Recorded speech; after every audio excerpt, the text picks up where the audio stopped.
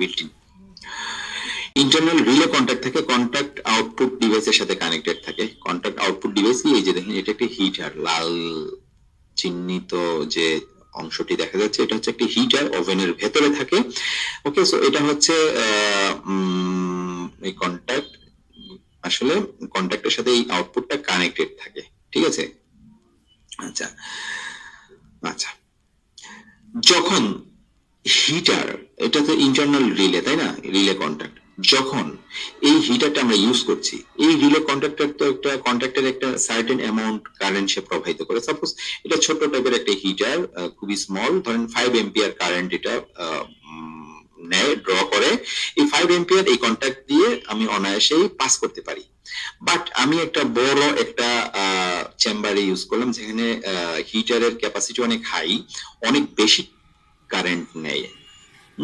সেক্ষেত্রে আমি same temperature কন্ট্রোলারটা use করলে কিভাবে আমি সলিউশনটা করব? কারণ ধরেন এটা ম্যাক্সিমাম এই কন্ট্যাক্ট 5 এম্পিয়ার কারেন্ট নিতে পারে, বাট আমার 20 এম্পিয়ার কারেন্ট আমার হিটারটা নিবে। সেই ক্ষেত্রে আমি এটা কিভাবে সলিউশন করতে পারি? আমি এখানে একটা ম্যাগনেটিক কন্ট্যাক্টর লাগাবো এই রিলেতে। যখন এই রিলেটা অন হবে, কন্ট্যাক্টটা চেঞ্জ করবে, তখন সে কি করবে, একটা ভোল্টেজ ম্যাগনেটিক কন্ট্যাক্টরে চলে যাবে, ম্যাগনেটিক কন্ট্যাক্টরটা তখন অন হবে, তখন এই ম্যাগনেটিক কন্ট্যাক্টরের কন্ট্যাক্ট দিয়ে আমি এই 20 এম্পিয়ারের হিটারটা চালাবো। ওকে, সো এটা আপনাকে খেয়াল রাখতে হবে যখন আপনি টেম্পারেচার কন্ট্রোলারে কোনো হিটার কানেক্ট করবেন ডিরেক্টলি রিলেটেড কন্ট্যাক্টে, তখন আপনি এর কারেন্টটা ইয়া করে দেখবেন, কনসিডার করবেন। অবশ্যই দেখবেন যে এই কন্ট্যাক্ট, যে কন্ট্যাক্টের রিলে, ইন্টারনাল যে রিলে আছে কন্ট্যাক্টের ম্যাক্সিমাম কতটুকু কারেন্ট টলারেট করতে পারে, এবং আমার যে হিটারটা আছে আমি যেটা ব্যবহার করছি ওইটা কতটুকু কারেন্ট ম্যাক্সিমাম ড্র করে, কনজিউম করে, এটা আমাকে চেক করে নিতে হবে। যদি অবশ্যই বেশি হয়ে যায় আমার যে হিটারটা আমি ইউজ করছি, সেক্ষেত্রে অবশ্যই আপনাকে মাঝখানে একটা ম্যাগনেটিক কন্ডাক্টর ইউজ করতে হবে। ওকে, এই হিটারের ক্যাপাসিটি অনুসারে আপনি ম্যাগনেটিক কন্ডাক্টরটা ইউজ করবেন। ওকে, সাপোজ ধরেন আমার এই হিটারের ক্যাপাসিটি হচ্ছে 20 এম্পিয়ার কারেন্ট নেয় ম্যাক্সিমাম, সো আমাকে ম্যাগনেটিক কন্ডাক্টর মিনিমাম 20 এম্পিয়ার বা ম্যাক্সিমাম 30 এম্পিয়ার আমি ম্যাগনেটিক কন্ডাক্টর ইউজ করতে পারি। ওকে, সো এটা হচ্ছে রিলে আউটপুট। আরো কয়েক রকম আউটপুট আছে। ভোল্টেজ আউটপুট, ভোল্টেজ, এখানে দেখেন যে একটা প্লাস একটা মাইনাস একটা ইয়ে আছে। সো এটা আসলে কন্ট্রোলার এখানে 12 ভোল্ট ডিসি প্রোভাইড করে। যখন ধরেন প্রেজেন্ট ভ্যালু সেট ভ্যালু সমান হবে, তখন সে কি করবে, এখানে 12 ভোল্ট ডিসি সে পাঠিয়ে দিবে। এখানে একটা এসএসআর কানেক্ট করা হয়েছে। সো এই 12 ভোল্টের মাধ্যমে আমরা একটা এসএসআর কে অপারেট করতে পারি। এসএসআর হচ্ছে সলিড স্টেট রিলে। এই সলিড স্টেট রিলে আমরা এসএসআরটা আমরা এই 12 ভোল্টের মাধ্যমে অপারেট করতে পারি। এই রিলে থেকে আমরা এই হিটারটাকে অন করতে পারি। ওকে, সো আপনি এখন আমাকে জিজ্ঞেস করতে পারেন যে আমরা এসএসআর কেন ইউজ করব, সলিড স্টেট রিলে ইউজ করব কেন? সলিড স্টেট রিলে খুবই রিলায়েবল টেম্পারেচার কন্ট্রোল সিস্টেমকে কন্ট্রোল করতে পারে, খুবই রিলায়েবল আউটপুট দেয়। অর্থাৎ টেম্পারেচার দেখা যায় যে খুবই গুরুত্বপূর্ণ একটা ইস্যু। আপনি যখন ধরেন একটা ব্রেড তৈরি করবেন, টেম্পারেচারটা যদি ধরেন আপনি কাট করে দিলেন, সাপোজ 100 ডিগ্রি সেন্টিগ্রেডে এটাকে আপনি বেকিং করছেন ওভেনের মধ্যে, সো 100 ডিগ্রি ওঠার পর সাথে সাথে আপনি হিটারটাকে অফ করে দিলেন, বাট হিটার কি করবে, টেম্পারেচারটার সাথে সাথেই কিন্তু 100 ডিগ্রিতে মানে স্টিডি হয়ে থাকবে না, সে কিছু টেম্পারেচার সে বাড়াই দিবে। ওকে, সো বাড়াই দিলে কি হবে, ব্রেডটা পুড়ে যাবে, ঠিক মতো কোয়ালিটি সম্পন্ন ব্রেড তৈরি করা যাবে না, সাধারণত কাস্টমার খাবে না, তাই না? সো এই জিনিস এরকম আবার আরো বিভিন্ন রকম কন্ডিশন হতে পারে। ধরেন প্যাকেজিং মেশিন, ধরেন কোনো চিপস, চানাচুর বা এরকম বিস্কিট, এগুলো প্যাকেজিং এর ক্ষেত্রে একটা সার্টেন প্যাকেট গুলা সার্টেন হিট দিতে হয়, সার্টেন লেভেলে একটা হিট দিতে হয়, হিট দিয়ে চাপ দেয়, ফলে এটা সিল হয়, তাই না? সো হিটটা যদি বেশি হয়ে যায় তাহলে এটা গলে যাবে, অর্থাৎ চাপ দেওয়ার সময় গলে যাবে, অর্থাৎ মিনি লিকেজ থাকবে, ফলে কি হবে, মার্কেটিং এর এখানে মাইক্রো বায়োলজিক্যাল কন্টামিনেশন হবে, অর্থাৎ ভেতরের প্রোডাক্টটা নষ্ট হয়ে যাবে, তাই না? আবার এরকম যদি হয় যে হিট কম হয়েছে, সেক্ষেত্রে একই প্রবলেমটা তৈরি হবে। সাপোজ 170 ডিগ্রি সেন্টিগ্রেড টেম্পারেচারে আমি এটাকে প্রেস করে হিট দিব, সো 170 ডিগ্রি সেন্টিগ্রেডের নিচে 170 সেন্টিগ্রেডের নিচে যদি টেম্পারেচারটা থাকে, সাপোজ 160, তাহলে কি হবে, সার্টেন অ্যামাউন্টে গিয়ে টেম্পারেচারটা যেহেতু পাচ্ছে না, একটু মানে গলনাঙ্ক একটু কম হবে, ফলে আপনি চাপ যদি দেন একটা লিকেজ থেকে যাবে, ভালো করে জয়েন্ট হবে না, তখনও লিকেজের কারণে প্রোডাক্টটা, ভেতরের প্রোডাক্টটা নষ্ট হয়ে যাবে। সো ওইসব ক্ষেত্রে আপনাকে 170 ডিগ্রি সেন্টিগ্রেড, সাপোজ আমি একটু উদাহরণ দিলাম, এই টেম্পারেচারটা মেনটেন করা খুবই গুরুত্বপূর্ণ, খুবই জরুরি, একটা সার্টেন স্টেডি টেম্পারেচার। সো এটা করার জন্য আপনি রিলে আউটপুট যখন ইউজ করবেন, তখন আপনি এই স্টেডি টেম্পারেচারটা পাবেন না। রিলে মানে টেম্পারেচারটা যখন সাপোজ 170 ডিগ্রিতে গিয়ে রিলেটা কন্ট্যাক্টটা চেঞ্জ করলো, তারপরেও কিছু সময়ের জন্য এটা টেম্পারেচার একটু বেড়ে যেতে পারে, 170 থেকে 75 উঠে যেতে পারে, তারপর আস্তে আস্তে কমবে, ঠিক আছে। আবার যখন কমতে কমতে 165-তে, সাপোজ আমি এটাকে আবার হিটারটাকে অন করবো, সাপোজ দেখা গেল যে 165-তে অন হওয়ার আগে সে আবার এটাকে একটু সার্টেন লেভেলে কমে যেতে পারে। সো এটা হচ্ছে আপনি রিলের মাধ্যমে আপনি খুব রিলায়েবলি সেটাকে কন্ট্রোল করতে পারবেন না, এসএসআর এর মাধ্যমে, যেটা খুব মানে প্রিসাইসলি আপনি কন্ট্রোল করতে পারবেন। এই জন্য এসএসআর ইউজ করা হয়। এসএসআর কি করে, খুব দ্রুত অন অফ হয়, খুব দ্রুত অন অফ হয়। দ্রুত অন অফ করার মাধ্যমে সে কি করে, একটা স্টেডি টেম্পারেচার মেনটেন করে। ওকে, সো এই জন্য আমরা এসএসআর ইউজ করি। এত বেশি টাইম এত বেশি অন অফ হয়। ওকে, সো এই জন্য এটা রিলায়েবিলিটি অনেক বেশি, এটার দামও অনেক বেশি। সো ভোল্টেজ আউটপুটের মাধ্যমে আমরা 12 ভোল্ট দেয়, যখন একটা টেম্পারেচার নির্দিষ্ট লেভেলে সেট ভ্যালুতে পৌঁছায়, 12 ভোল্ট দিয়ে আমরা একটা এসএসআর কে ড্রাইভ করে ওই এসএসআর এর মাধ্যমে আমরা হিটারটাকে কন্ট্রোল করতে পারি। ওকে, সো আমরা দুই রকম দেখলাম, একটা হচ্ছে রিলে আউটপুট, একটা হচ্ছে ভোল্টেজ আউটপুট, তাই না? সো কন্ট্রোল আউটপুট সিলেকশন, আপনি কখন কোনটা সিলেক্ট করবেন, যদিও আমরা এই আলোচনাটা অলরেডি করে ফেলেছি। ওকে, এসএসআর হাই অ্যাকুরেসি অ্যাপ্লিকেশনে ব্যবহার করা হয়, যেটা আমরা বললাম, ধরেন কোনো প্যাকিং মেশিন, যেখানে সিলিং হয়, সো কোনো ব্রেড তৈরি করছেন আপনি, যেখানে টেম্পারেচার, স্টেডি টেম্পারেচার গুরুত্বপূর্ণ। ওকে, সো এইসব জায়গায় আপনি হাই অ্যাকুরেসি অ্যাপ্লিকেশনে আপনি এসএসআরটা ইউজ করতে পারেন। আচ্ছা, contact relay output life cycle limited. আচ্ছা, আমরা জানি কি রিলের হচ্ছে রিলের যে কন্টাক্ট আছে, কন্টাক্টটা চেঞ্জ হয়, এটা কাট কাট শব্দ হয়, তাই না? সো এটার লাইফ সাইকেল লিমিটেড। আমরা যে রিলে গুলো ইউজ করি, যে এই রিলেটা আপনি দেখতে পাচ্ছেন এখানে, সো এই রিলে গুলা আপনি যখন ভোল্টেজ দিবেন, এটা কিন্তু এর ম্যানুয়ালে বলে দেওয়া থাকে যে এটা ম্যাক্সিমাম 2 লক্ষ বার, এটা ভেরি করে ব্র্যান্ড অনুসারে, সো 2 লক্ষ বার নরমালি এই রিলে গুলো অপারেট হয়। এরপরে আস্তে আস্তে কয়েল গুলো দুর্বল হইতে থাকে, কারণ একটা সময় গেলে তো এর আসলে ক্ষমতা হ্রাস পায়, তাই না? তো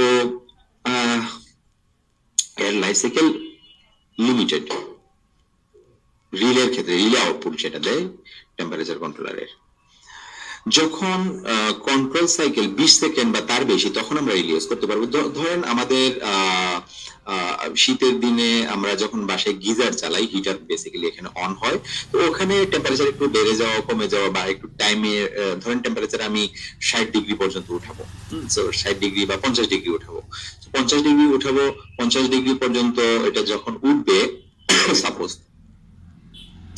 একটু 52-53 হইলে কোনো সমস্যা নাই অ্যাকচুয়ালি, বা 48-45 হলে সমস্যা নাই এটা। তো আবার ধরেন আপনি যখন কোনো পানি গরম করতেছেন, দেখা যায় যে কোনো বয়েল ভাত রান্না করার জন্য, সো টেম্পারেচার একটু কম বেশি হলে সমস্যা নাই। আবার ধরেন আপনি পানি গরম করছেন, ধরেন কোনো ব্রেড তৈরি করবেন, ব্রেডের জন্য যে ময়দা আছে সেটাকে খামি করার জন্য আপনি গরম পানি করছেন, সো ওইটার টেম্পারেচারটা অত প্রিসাইসলি কন্ট্রোল করা হয় না, সেক্ষেত্রে আপনি রিলে আউটপুট অনায়াসে ইউজ করতে পারেন। যেখানে 20 সেকেন্ড পর্যন্ত টলারেট, বা 20 সেকেন্ডের বেশি যখন এটা টলারেট করা যায়, কন্ট্রোল সাইকেল 20 সেকেন্ডের বেশি, সো ওইসব অ্যাপ্লিকেশনে আমরা এটা ব্যবহার করতে পারি। রিলে কন্টাক্ট আউটপুট আসলে আমরা ব্যবহার করি তখন কখন, যখন এটা আমরা কস্ট ইফেক্টিভ কোনো কিছু চিন্তা করি, দেখা যায় যে এখানে খরচ বাড়ানো যাবে না, সো সেই সব ক্ষেত্রে আমরা রিলে কন্টাক্ট ইউজ করতে পারি খরচ কমানোর জন্য। ওইটা অ্যাপ্লিকেশনের উপর ডিপেন্ড করে। ওকে, সো আপনি যদি প্যাকেজিং এর জন্য খরচ বাঁচাইতে গিয়ে দেখা গেল যে রিলে আউটপুট ইউজ করছেন, তাহলে এটা হবে না। এটা অ্যাপ্লিকেশনের উপর ডিপেন্ড করে যে আপনি এটা অ্যালাউ করবেন কিনা। প্যাকেজিং এর ক্ষেত্রে এটা অ্যালাউয়েবল না, যেহেতু অ্যালাউড না, যেহেতু, সো সেই ক্ষেত্রে আপনাকে অবশ্যই এসএসআর আউটপুটটা ইউজ করতে হবে। মোল্ডিং, প্যাকিং, ফুড ইন্ডাস্ট্রি, ওকে, সো রিলে আউটপুট ইউজ করা হয় যেখানে হিট রেসপন্স খুবই স্লো। হিট রেসপন্স বলতে কি, ধরেন একটু আস্তে আস্তে বাড়তেছে, আস্তে আস্তে কমতেছে, এই রেসপন্সটা আসলে খুব একটা মানে ইফেক্ট করে না প্রোডাক্টের ক্ষেত্রে বা প্রসেসের ক্ষেত্রে।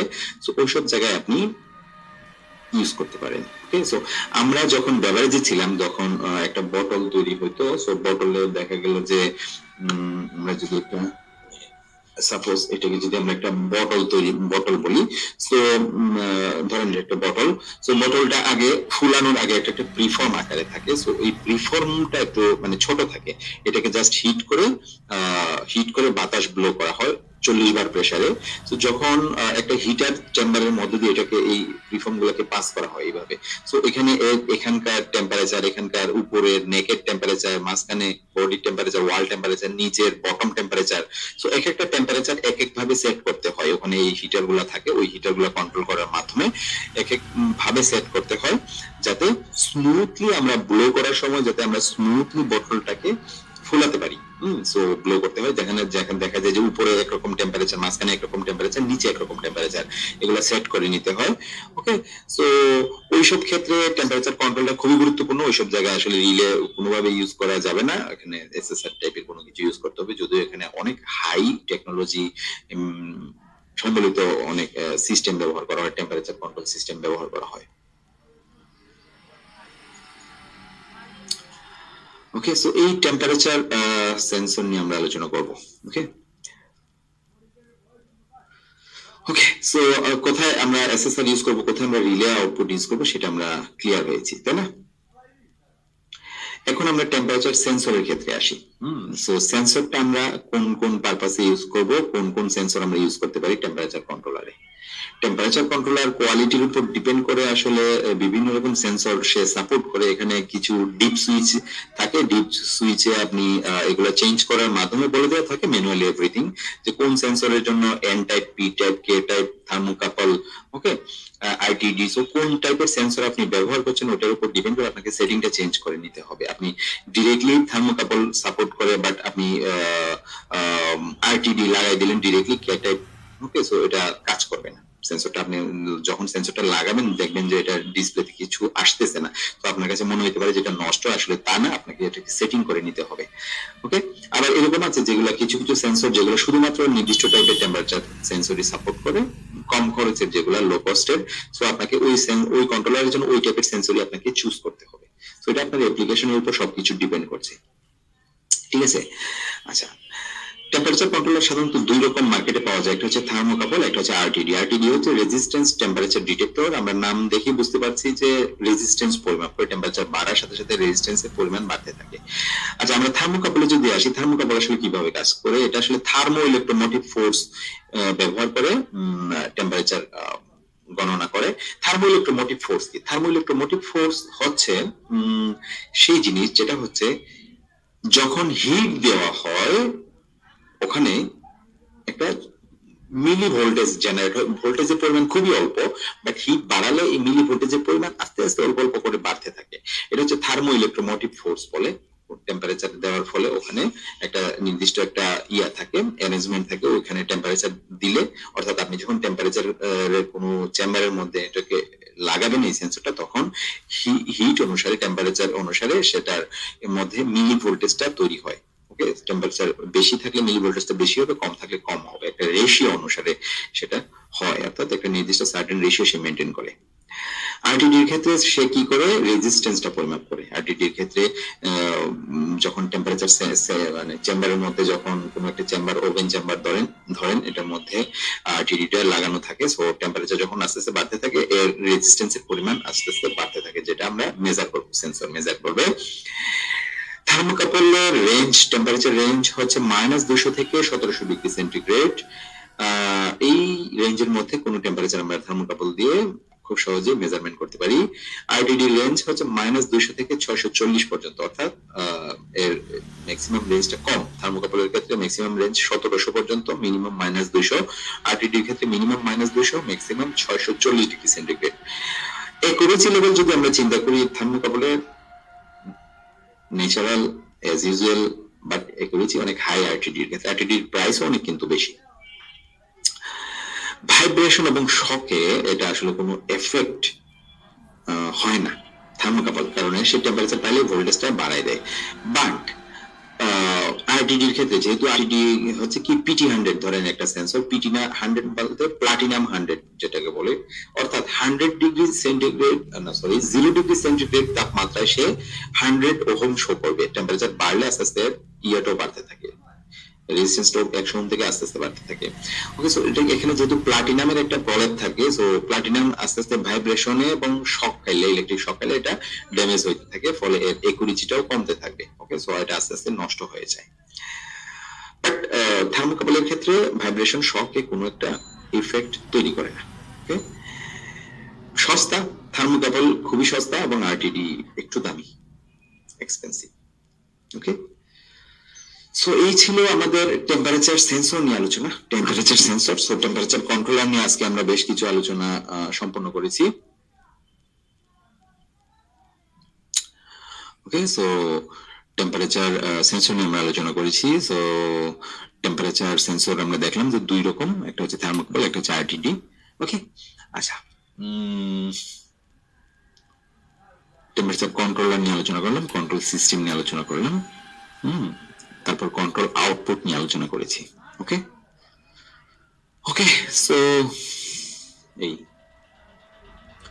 টেম্পারেচার সেন্সর একটা জিনিস আমি একটু আগে বলেছি, যেটা টেম্পারেচার সেন্সর এবং কন্ট্রোলার শুড বি কম্প্যাটেবল, অর্থাৎ আমরা যে সেন্সরটা ইউজ করব, এই কন্ট্রোলার যে সেন্সরটা সাপোর্ট করে এটা অবশ্যই কম্প্যাটেবল হইতে হবে, অর্থাৎ চিনতে হবে, সেম টাইপের হইতে হবে। এই কন্ট্রোলার সাপোর্ট করে না এরকম টাইপের কোনো, আমরা জানি যে আরটিডি বিভিন্ন টাইপের, K type, N type, P type, অনেক টাইপের আরটিডি সেন্সর পাওয়া যায়, আরটিডি পাওয়া যায়।